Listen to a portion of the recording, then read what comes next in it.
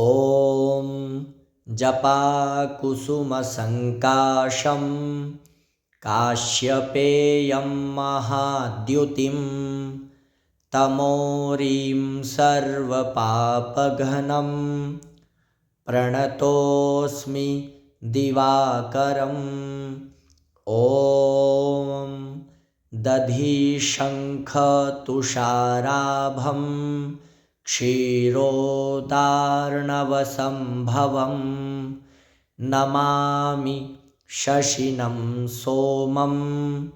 शम्भोर्मुकुटभूषणम्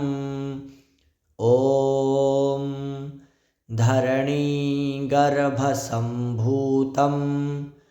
विद्युत्कान्तिसमप्रभं कुमारं शक्तिहस्तं च मङ्गलं प्रणमाम्यहम् ॐ प्रियङ्गुकलिकाश्यामं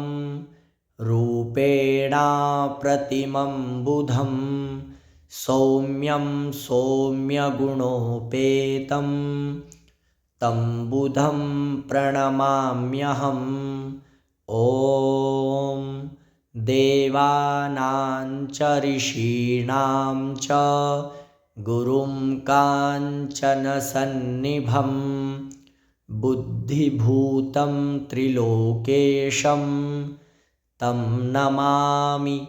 बृहस्पतिम् ॐ हेमकुन्दमृणालाभं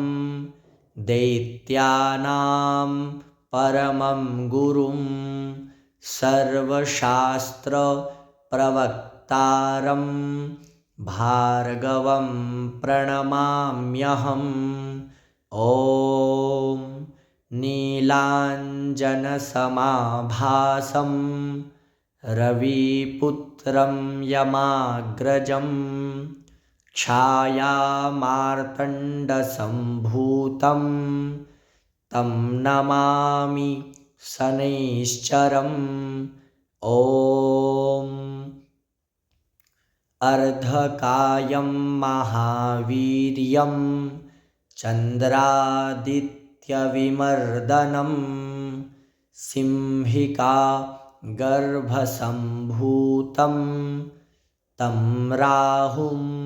प्रणमाम्यहम् ॐ पलाशपुष्पसङ्काशं तारकाग्रहमस्तकं